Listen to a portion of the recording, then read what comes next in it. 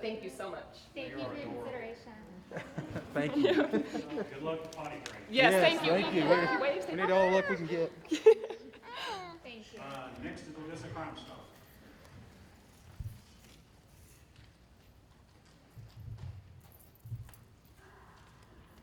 Thank you, Mayor and Council, for having us today.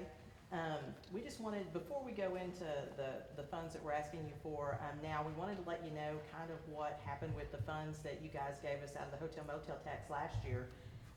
In February of this year, we held the 25th Annual Campus Crimestoppers Conference here. It was one of the most successful conferences that we've had. There were over 350 students, educators, and law enforcement officers that came in for those 3 days, stayed here at the Marriott, enjoyed Odessa, and learned how to be good citizens, how to be volunteers, and how to keep their community safe. So we wanted to thank you, since we're not applying for those funds this year, we wanted to thank you guys for that and let you know what kind of came of that. And as for the money to help us put on such a good conference, the state loved it. We got a lot of good compliments about our new hotel and convention center and about how Odessa was treated them.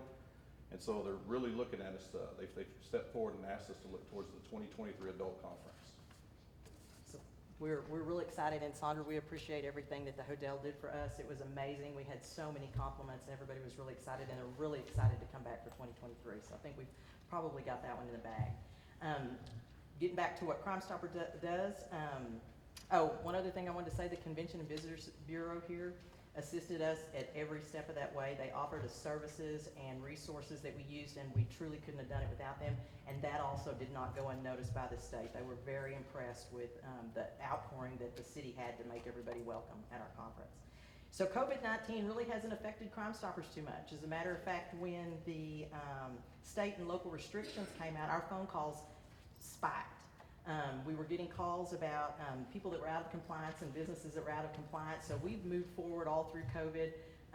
Even though we had a modified graduation, we still had those youngsters that wanted to get out and party and drink and do that kind of thing, and we had tips that we received on that.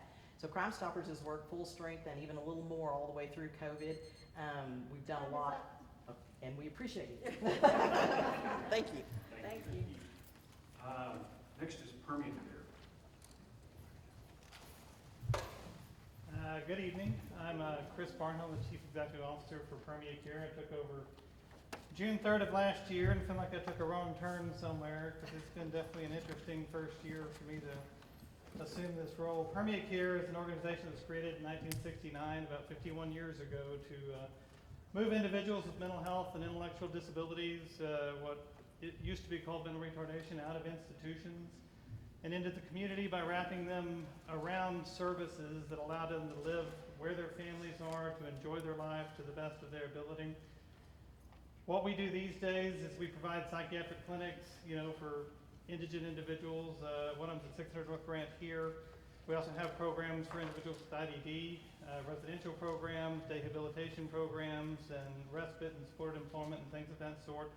What we present to you every year is kind of coming from when we were funded by the Community Development Block Grant. We present to you our IDD workshop that is located at 3116 Kermit Highway. It sees about 80 individuals a year who have IDD, and they go there and learn some employment skills. They do some social interactions with other individuals, and we use this to help fund that organization or that program because the rates that come from the state of Texas for it are vastly insufficient for what we're trying to accomplish there. I think some of the ratios for staff to clients at the state level, like 1 to 11, we have to operate a lot closer than that to make sure everybody's safe and things of that sort. But that is the program we present to you. Some of our more recent programs are the Family Resiliency Center of the Permian Basin, which is located over on East University beside Westlake Harbor. That is in response to the mass shooting and funded by the Office of the Governor. And we've also got a grant that is coming down from FEMA to provide crisis counseling in response to COVID-19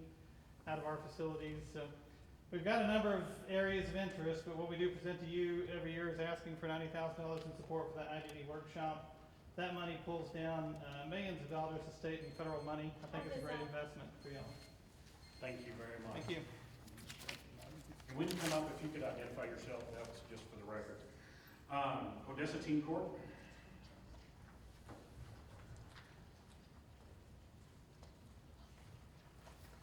Good evening. I'm Rebecca Grisham. I'm the coordinator at Odessa Teen Court, and this is my assistant, Denise Swanner. I wish y'all would put us like right next to Crimestoppers because that is so funny. We have had comments already about, well, I'm glad all the teenagers are home and they're not getting in trouble. That is not true. So, Teen Court's been in Odessa since 1983. It originally started as a joint venture with the Junior League, City, ECISD, and the county. And like the Junior League does with all their new programs, they help get them started and then they kick them off. So we still have an interlocal agreement between the city, the county, and the school district. We serve kids from all three places, and so everybody's got some input. Each year, we typically see 500 to 700 teenagers come through with citations of all kinds. They're only Class C tickets, so this is our lower stuff. So everything from traffic to alcohol to fighting at school and things like that. We love our program because in a world where it seems like sometimes kids don't get in, they don't have many consequences. We love our program because they get in trouble, they have a consequence, they get to take care of it themselves and take a ticket off their record. And a lot of parents are very thankful for the program because it's just hard raising kids these days.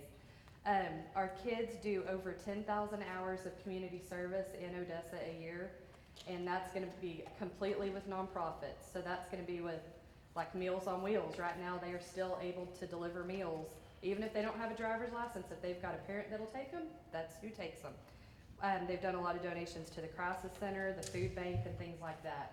So during this time, it's been a little different getting their hours done, but there's been a lot of need, so we've been kind of going with the flow. The only funding we receive is from the city and the school district, and the county provides us our courthouse and our courtrooms and our deputies where we have teen court evenings. We are one of the oldest models of teen court in the nation, and so there's a lot of teen courts across the U.S. that look just like Odessa, or they started like us. And so we love our program. If y'all got any questions. Thank you very much. Next is UTPB First 5 Permian Basin.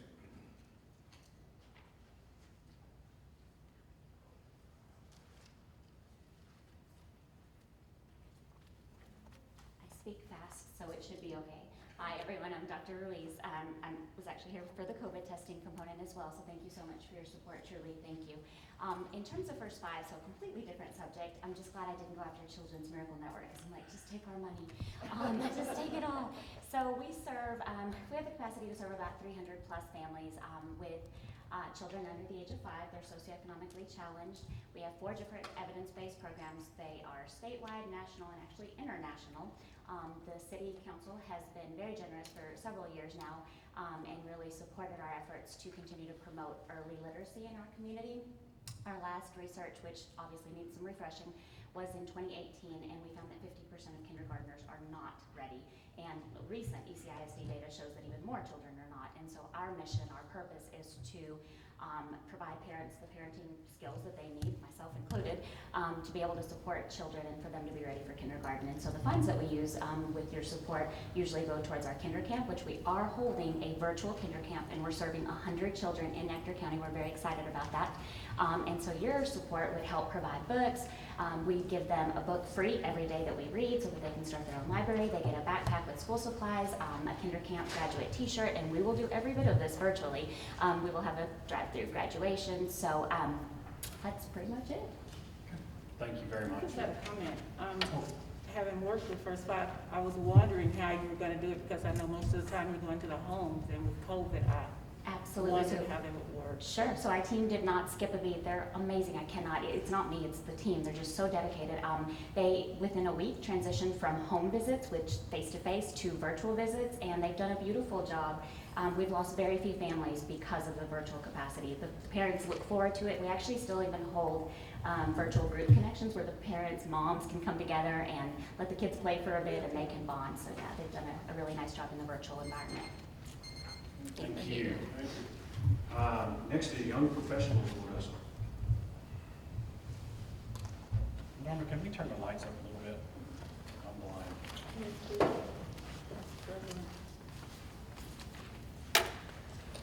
Good evening, Mayor Turner and council members. My name is Erica Thomas, and I'm the YPO board chair this year.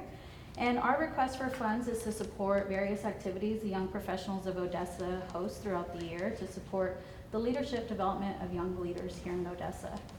These activities include, of course, our OU 40 event, fundraising efforts for outside agencies, marketing, leadership, service, and our quality of life survey. Through these efforts, we've been able to not only recognize outstanding volunteers, but continue to cultivate them. We've been able to increase our reach across the community. We've been able to engage in critical and civic conversations and discussions. And we've also been able to serve in different volunteer capacities. We are definitely developing the leaders, our young leaders, in our next generation.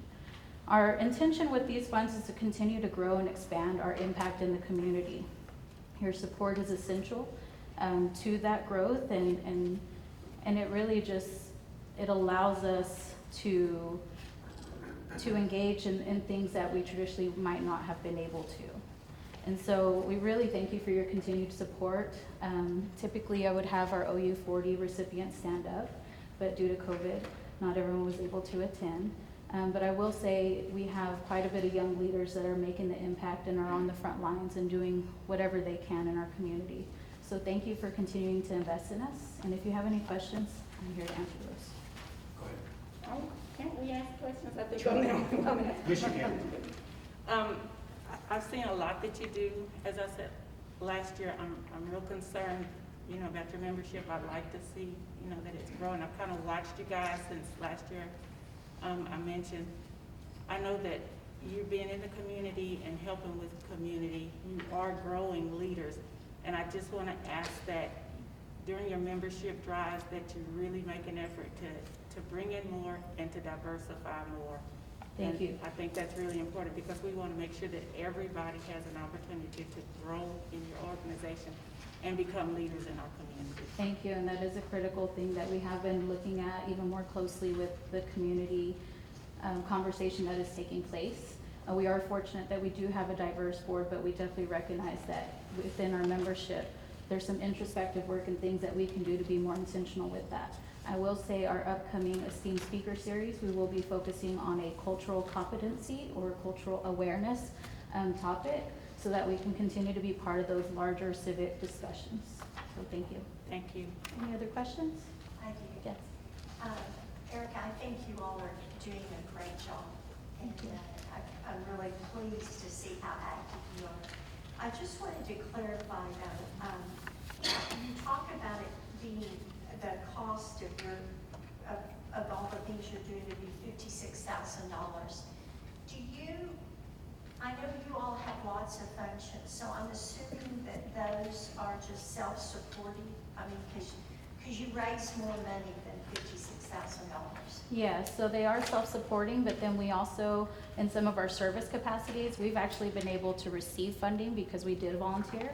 A good case in point would be Education Foundation. They give us a donation, and we in turn go into the schools, economically disadvantaged schools, and leverage that funding to help with school supplies in the middle of the school year when it's a critical time to re-up those things. And then of course we leverage our volunteer time. Our volunteer time is worth $25.43 an hour. And that is something that we need across the community, is that continued support of leaders and volunteers in some of those essential places. And have you rolled out your quality of life survey yet? Have you published that? So as you know, we were supposed to do that in person, and we have had to make a pivot. So we will actually be digitally releasing that and are working with Quint Studer Group and some other partners to get that out to the community. So, any other Thank you. questions? Other questions? No. Okay, Thank you. thank you very much. Item 7, Black Cultural Council of Odessa.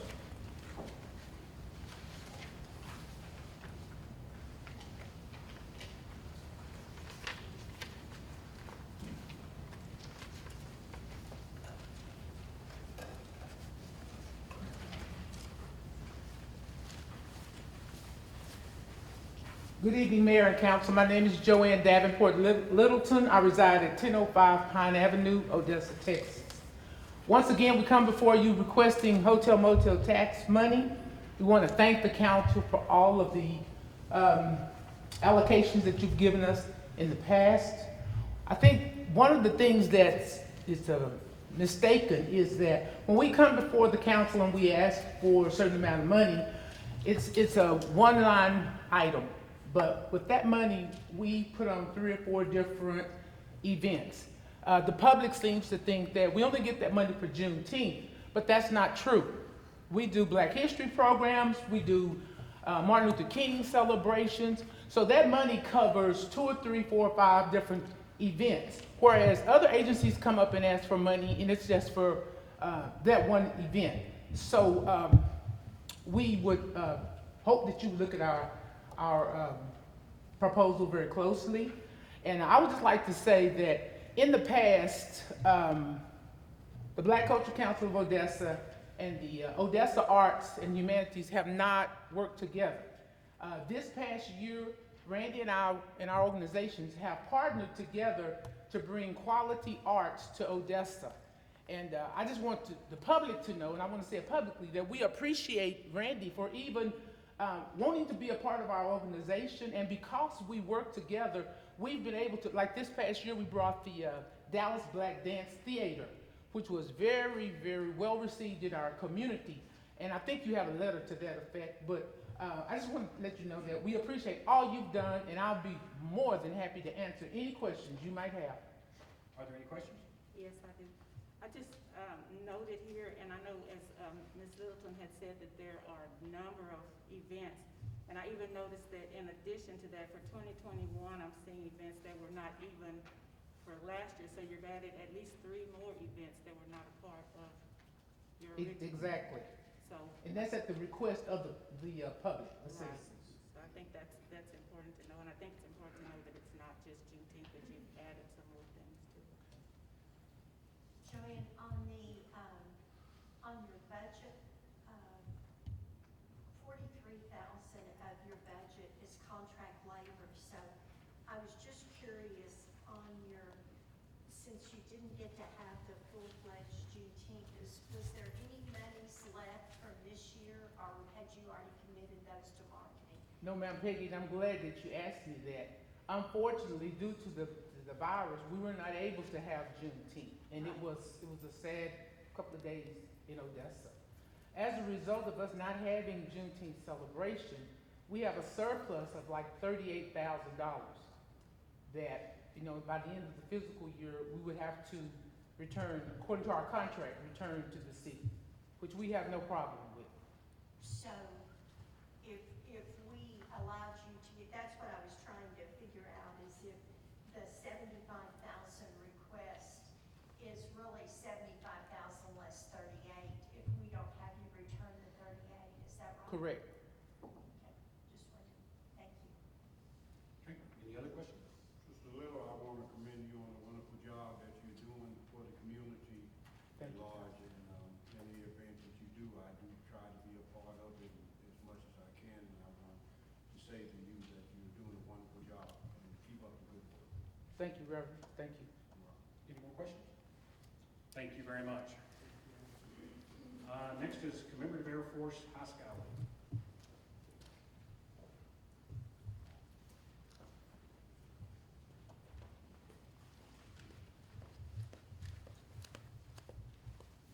Hello, Mayor and City Council.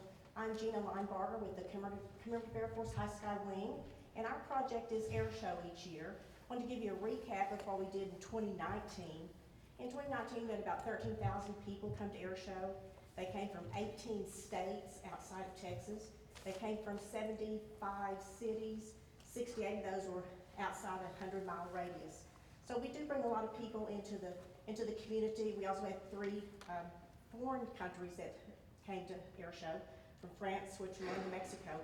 We sell tickets online, therefore we can account for the out-of-towners that come in because they do buy online. As you know, with the COVID-19 and the downturn in the oil and gas economy this year, we are going to be unable to put on Air Show 2020. It's a regrettable situation we've found ourselves in. We also lost our presenting sponsor, an oil company, and several others. Therefore, we're not going to be using the money that you allocated to us for the 2019-2020 fiscal year. We're asking the same amount, the $50,000, and ask that you grant us that for the 2020-2021 fiscal year. With us not having air show this year, we are going to have to tighten our belts because that's what sustains us for the entire year at the Commemorative Air Force High Sky Wing. But we'll be okay. We just have to make sure that 2021 is the most successful air show, and we do need your help in doing that and bringing people into our community. So does anyone have any questions? Any questions? Kate is probably going to. On your budget draft, you project to make $104,000 in profit from the air show. Does that money stay here, or does that go to Dallas to where your home office is now? No money goes to Dallas. That all stays right here in our community. And with that money, we are able to put on other functions during the year with the profits that we make from air show. We are able to pay all of our bills as well, our insurance, property taxes, which is, electricity, all the basics. And just so you know, we have no employees. We're all a volunteer-based organization.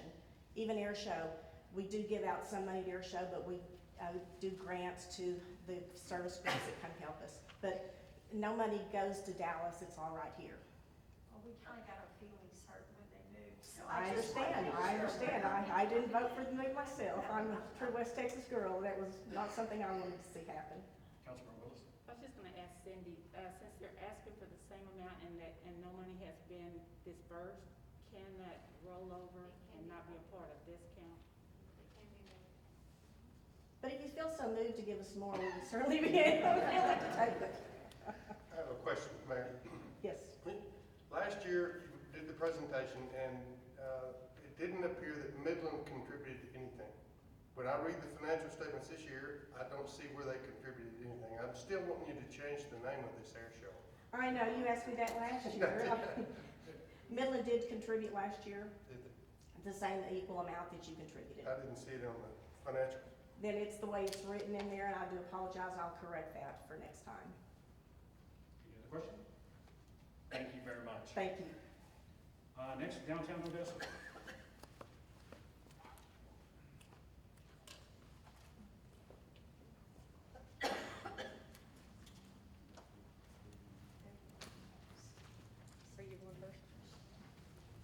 This is your presentation. We're gonna sing, and y'all ready?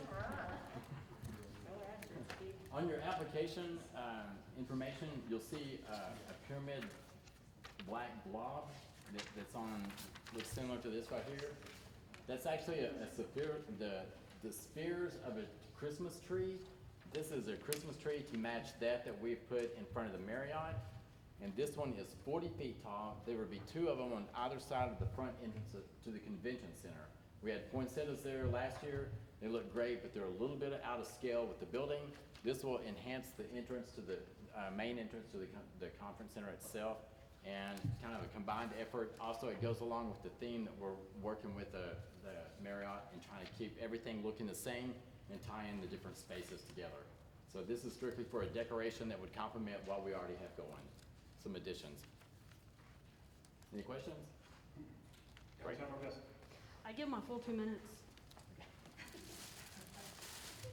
Good evening, Mayor and Council. What a pleasure it is to see you face to face this evening, and I hope the evening finds you both healthy and hopefully happy. Let me get right to the good stuff. Our request for funding supports our operational expenses, plus the events we put on in downtown Odessa. As you know, events are quite expensive, and we work hard to secure both sponsorships and partnerships to supplement the occupancy tax funds that we do receive. So please allow me, let's take a little trip backwards to about 1 year, and let me give you a glimpse of how well those dollars have worked and how far they've traveled. We have added many new events to our arsenal, and because we only have 2 minutes, we will hit just a few of the annual favorites and a couple of the new downtown flavors. Hot Summer Nights is a partner event with Odessa Arts, and last year it returned for its 26th year with an increase in attendance. The popular concert series saw a collective attendance of approximately 3,000. That at least doubles or a little bit more than the year before. Firecracker Fandango has been on a steady rise the last 3 years, seeing an approximate 2,000 person per event increase. 2019 saw approximately 9,000 people on July 4th. Night of Light, another partnered event, this one with Crossroads Church, saw between 15 and 18,000 people on Halloween. Most, if not all of them, traipsed right through this building. If you didn't see it, you missed it because it was spectacular. The annual Parade of Lights is also on a steady increase. It is quite difficult to count the thousands of people in attendance, but a rough estimate for 2019 was about 50,000. The parade entrants have also been on an increase, causing the parade to be extremely long. We are working on that. A couple of new events for downtown Odessa were a part of the December-long Winterfest. Between the ice rink, teddy bear tea, and New Year's Eve downtown, we saw at least 1,300 people in the downtown footprint during the holidays. Has COVID-19 affected us? Oh yes, it slammed us to the ground. We haven't got to do anything, but thanks to our board and the creativity of our staff, we have bounced back from the Fandango cancellation with style and grace. The Osei Can You See revitalization hunt is going on right now. Please participate. Thanks to staff, thanks to you guys. I would like to clarify, those gifts are not bribery. There are thanks to you for your support and your time back to our community. Thank you. Thank y'all. Any questions? So, Luana? Yes, ma'am. It looks like from what you have left of funds remaining for events that got canceled, it's like a little over $100,000. So are you planning, those events are not gonna happen, is that money that we could, instead of refunding, we could apply it on your request for this year? We can, I will say the money for Firecracker Fandango, we have spent towards advertising for the Osei Can You See scavenger hunt. And that'll probably be about 45,000 by the time that's over. What did you say? How That'll much? be about 45,000 Okay, that we'll have used. okay, so the 59,000 that's still remaining, you're gonna use about 45 of that? Yes. Okay. Yes, Great. Thank you, and thanks for the great job you guys are doing. Thank you. Especially at Christmas, it was a Thank good you. time. Our board has been extremely supportive, Ms. Dean, and they've been supportive and right there. They're creative, they're very active. I'd like to thank them and our staff and amazing Amanda here rounding up our volunteers, make those things happen. So thank you guys very much. Any more questions? Thank y'all very much. Thank you. Next is Fiesta West Texas.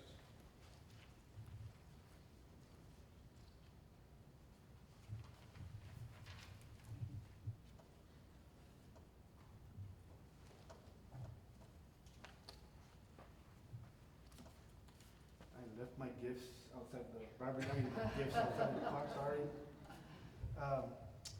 First of all, thank you, Mayor, City Councilman, women. Fiesta West Texas has been going on since 1996 here at the Ector County Coliseum. We've been averaging over 30 to 40,000 people in a 3-day event. Most of our guests are coming in from the 17 counties. We target all our DMA. Of course, this year we were about 4 weeks out before we had to go ahead and cancel the event due to COVID.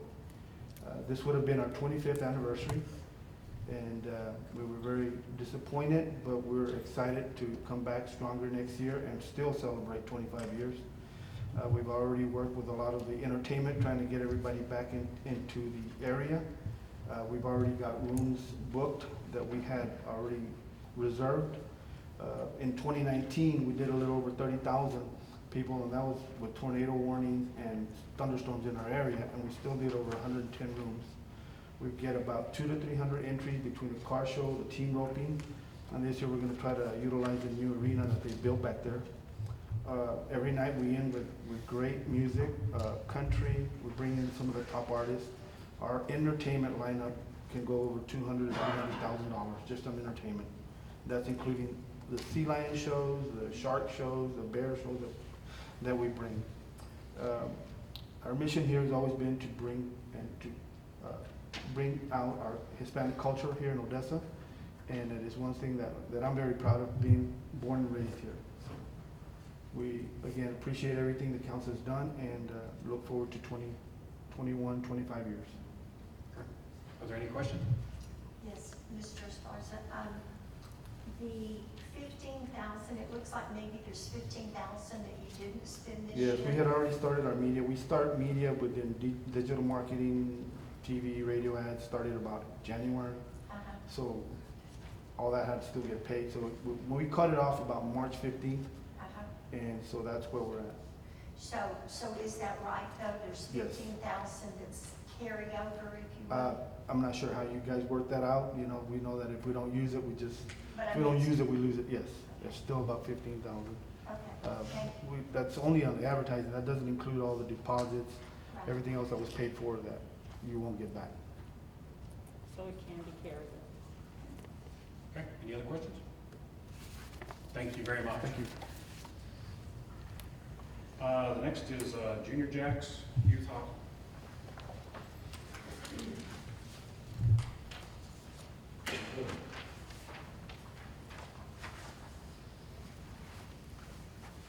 Good evening, Council.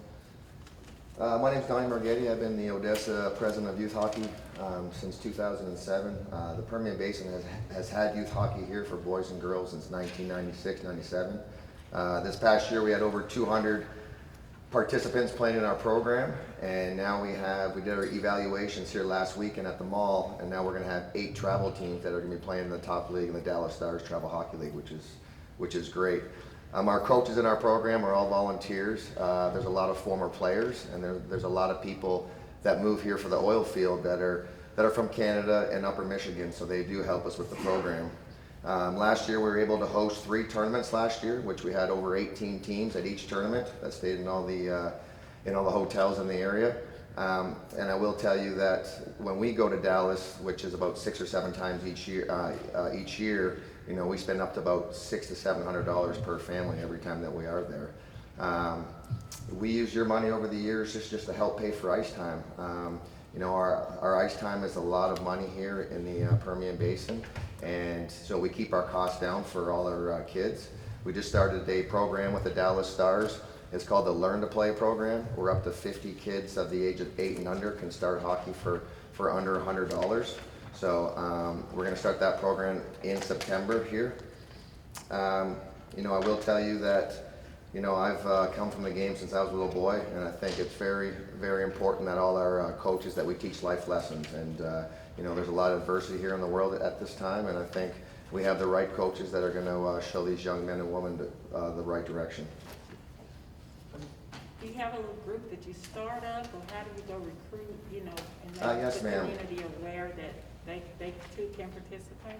Yes, ma'am. You know, we're over Facebook, we're on Instagram, you know, we have ads in the paper, and then with our Learn to Play program, we only take the first 50, and that's usually sold out within the first month.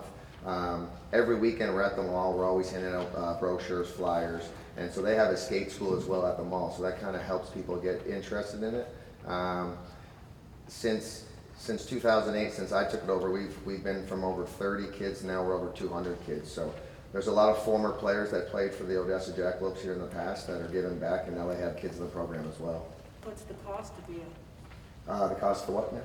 Is there a cost for the kid to be a part of the program? Yeah, for the program. So we charge $400. We start, usually it's about September, the second week of September, and we go all the way to the end of March. So it's roughly about $50 a month. Or do you allow any scholarships? Is there opportunity for scholarships? Yes, we are actually out in the community getting sponsorships from the oil field. So I know this year it's probably not going to be as much as last year, but like we're already starting that right now. I've established a lot of relationships here in the past 20 years. So there's a lot of companies that are still giving, that are helping us out at this time. Okay. Other questions? Thank you very much. Thank you. Number 13 is Junior League of Odessa.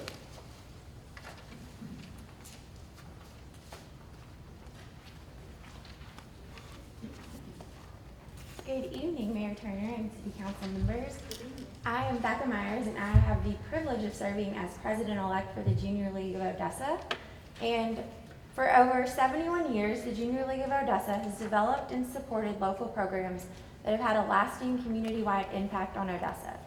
This year, the Junior League will present the 38th annual Mary Marketplace in November 6th through 8th at the Ector County Coliseum. Mary Marketplace is our signature fundraising event, and all funds raised remain and are redistributed throughout the community, allowing you to experience the impact of your giving.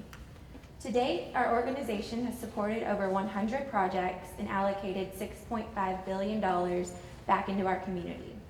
Junior League of Odessa unites the women of our community become board and volunteer trained in the effort to support our vision to help our most vulnerable, especially young children living in poverty.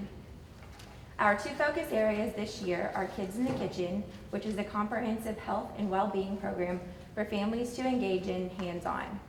and Little Free Library, which is a nationwide neighborhood book exchange to inspire and promote reading for all ages. This year, the League has dedicated 7 Little Free Libraries throughout the community to commemorate the victims of the tragedy as we approach the 1-year anniversary. As previously stated, Mary Marketplace is the League's primary and largest fundraising event. The fundraiser is staffed and implemented 100% by volunteer Junior League members. It is a 3-day event that in the past has attracted over 44,000 local and out-of-town shoppers and nearly 100 vendors that have sustained a loyal customer base. For a weekend of holiday shopping, we are in constant communication with the Ector County Coliseum, and they have assured us that the event will occur, and the League is adhering to every recommendation for safety protocol they provide. We realize this year's Mary Marketplace will look and feel differently as we continue to practice safe, large gathering events. So with your contribution and gift, you will continue to support your community. Are there any questions? Thank you. Thank you very much. Next is Odessa Arts.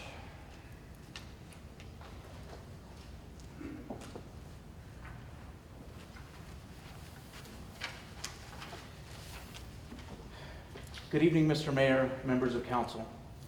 We all know the positive effect arts have on the community through quality of life improvement, but until recently, we've never considered the arts as an economic driver.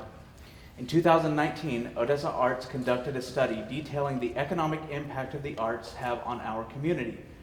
Over the course of 12 months, more than 800 audience members were surveyed, as well as 10 nonprofit arts organizations.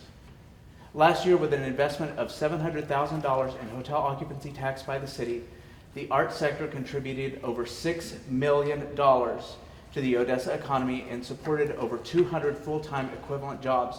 That's a 900% return on investment. $3 million of that is direct spending by Odessa area nonprofits. 70,000 people attended at least one cultural event in the last year.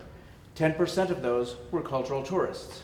Residents spent an average of $27 per person, while cultural tourists spent an average of $80 a person and made up 1/3 of all cultural spending in Odessa. While this data is pre-COVID-19, it is also a roadmap to helping our community come out of this stronger. As occupancy rates on hotels are down, it will be arts that will help generate dollars for the hospitality sector through partnerships including catering, event spaces, discounted admissions for hotel guests, and of course, overnight stays. When we were at home doing our part to combat the spread of this pandemic, people were turning to the arts to provide comfort and reassurance. Our organizations were there, providing art and a place to virtually congregate that helped us create a new sense of community. Right now, we are planning ways to welcome our patrons back, but it will take additional investments to ensure that the community feels safe returning to our venues. Budgets are tight right now, and this is a time to reaffirm the value arts have in our community. No other sector of the economy both increases our quality of life and contributes to jobs and dollars as creatively as the arts do. I thank you very much for your continued support of the arts in Odessa. Any questions from council? Randy, on the, thank you for all of the wonderful things you're doing. On several of the things that you had scheduled, the sub-grantees, a lot of them have been pushed to the fall. Yes, ma'am. And they're typically spring events, so I'm just wondering, if we do them in the fall, then the requests for these sub-grantees, the next, I mean, do they have the same thing in the spring, or is it kind of spread out? I mean, how's that gonna work so that the same events aren't 4 or 5 months? Right, so they don't stack on top of one another. Yes, ma'am. There are a couple of things about that. Several of these organizations are what we consider our evergreen grantees, like the Symphony, the Permian Playhouse, the Ellen Noel Art Museum, and they're already looking at their next year calendar. The Symphony and the museum plan 2 years out, and they're looking at their request for next year with a different schedule than they've had previously. Also, I do want to note that as they come and ask us for grant money for the next year, our grant application does include specific questions about COVID-19 response, also whether they got a PPP, whether they got an EIDL, or what other forms of support they've gotten through this. So it seemed like really the only thing that there was a dollar amount on that isn't gonna happen that got moved past, you know, not into the fall, so you'd still spend the rest of your money this year, but is the 50,000 for Hot August night. So would that be a carryover? Yes, ma'am. In fact, we did not request money for Hot Summer Nights for next year, knowing that the bands that we booked this year rebooked for next year, and they are holding their deposits that we've already paid them to carry over for next year's performances. I just want to give you credit for that 50,000 if you're, I mean. Yes, thank you. Thank you very much. Okay, any more questions? Thank you, Mr. All Keller. right, thank you very much. Next is Discover Odessa.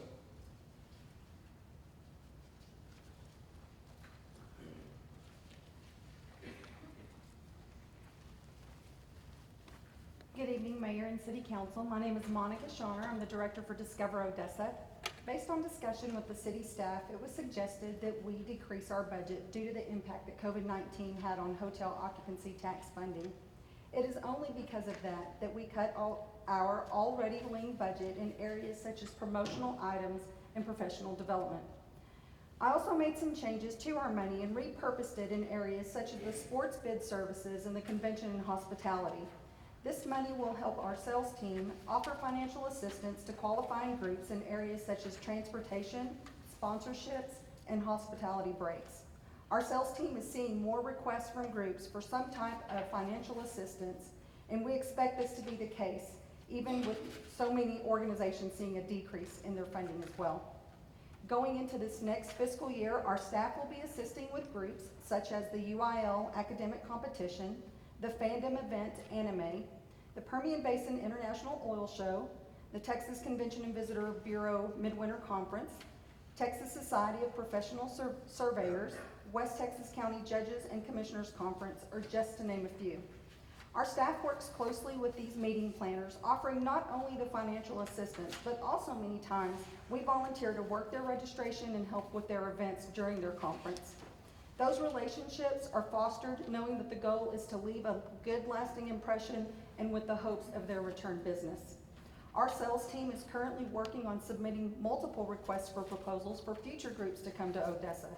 We continue to work with other organizations such as Odessa Arts, the Permian Playhouse, our local attractions, restaurants, and multiple annual events. Our goal is that visitors have a good experience in multiple sectors of our community. As for the marketing portion, which is one of the largest part of our budget, we continue to market through billboards, print and digital ads, our website, social media, the Our Odessa app, dining guides, and visitor guides. Okay, are there any questions, Ms. Shawner? I don't have a question, but I want to commend you guys for the commercial on the Odessa, the app. Oh, yes. I seen it for the first time, and I thought it was really a good commercial. Well, good. I know with the chamber too, obviously we're in a partnership with a lot of groups for that, and I know that there's been several downloads, I think, because of that commercial and the promotion of it, the awareness. Thank you. I'd like to commend you for cutting your budget and submitting an application that is less than you got last year. I think that's very forward thinking, because we're all in this together. We got to figure out how to get through it. Yes, sir. Thank you. Any other questions or comments? Okay, do you want to go ahead and handle the Discover Odessa Sports Events Improvement Program? Yes. Again, this program was started in 2010 to incentivize sporting groups to bring their events to Odessa. This is a very thorough process, with an application that's turned in by each group that includes a proposed budget by them. Each group is required to turn in a post-event form no later than 30 days after their event. Final numbers and expenditures along with receipts are turned in to Teresa Vasquez, our sports specialist. It's overseen by a committee made up of community members. Our sports specialist gives them a sheet with calculations based on room nights, room rates, and local and out-of-town attendees. This calculated information helps the committee determine and vote on what each group qualifies to receive. The upcoming groups are who we're looking to help for this next year. The Permian Basin Elite Volleyball Tournament. We're expecting the Odessa College 37th Annual College Rodeo. the West Texas Blowout Soccer Tournament, the Caveman Invitational PBR, the Unfinished Basketball Tournament, American Grappling Federation, Cinco de Mayo Basketball Tournament, and the Destruction Rodeo are just to name a few that plan on applying for that money coming into this next year.